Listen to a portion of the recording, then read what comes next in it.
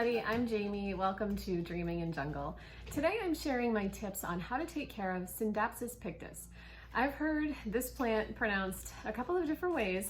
I've also heard it pronounced Scindapsus Pictus.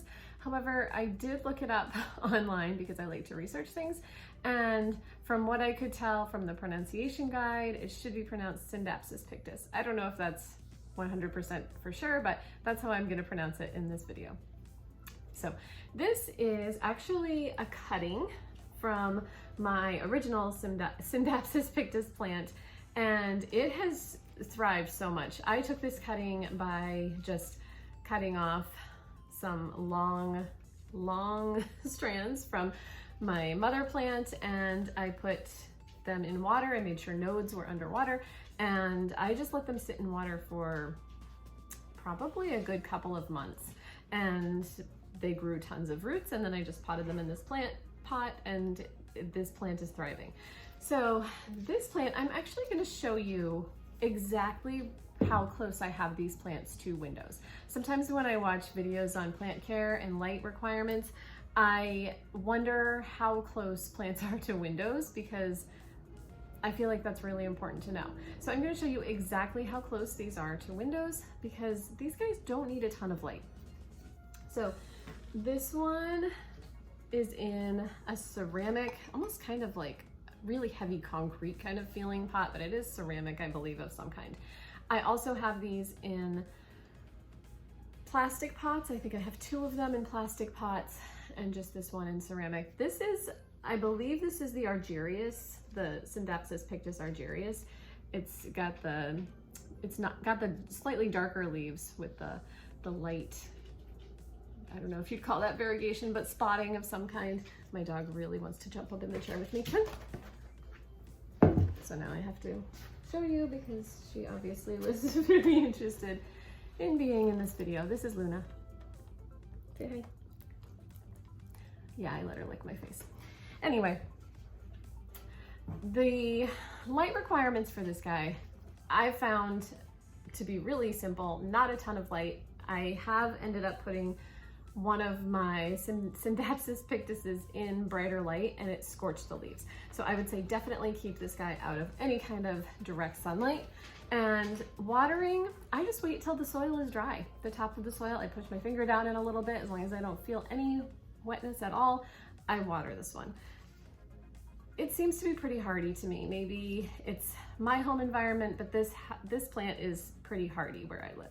So I'm gonna take you and show you, I have one of these at work, so I can't show you that one, but I'm gonna show you the 2 locations where I keep these in my house, so you can see how close they are to the windows.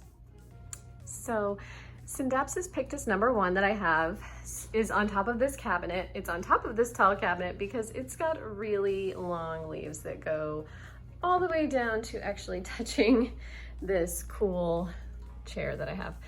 But it really needs the height, and I don't have any hanging plants, so I really love that this one can sit on top of a tall cabinet. So I'm going to show you how far away from the window this is. So there's the window on the left, and then this Scindapsus is all the way on the right. So that's probably, I don't know, maybe 5 or 6 feet. I'm not exactly sure of the distance, but 5 or 6 feet, and it doesn't have a lot of light coming from the other window. I'll show you, never mind my messy house. There's a window all the way over there, which is a pretty large window, and that's all the light it's got coming at it. So no, not even close to indirect light really, and there's enough distance between this window and this plant that it's not getting any of the bright afternoon light from this window either. So I think this is a great plant for kind of lower light conditions. This is where I keep my other, the baby Scindapsus that I just showed you in the beginning of this video.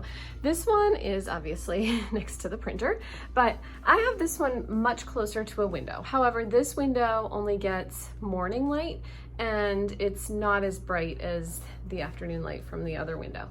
So this one sits with, well, sits above all these plants that actually do need more light, but this one you can tell is kind of in the dark most of the day. It's not even seeming to get much light from the windows. I will show you, this is a bay window, so there is light coming from this window that probably gets to my Scindapsus over here a little bit, but it doesn't really get a ton of light. So you can see it's doing well. And my other one, I probably should have pointed out, did have some scorch marks from being, I believe, over here at one point. So I have to make sure to keep this really out of the sun.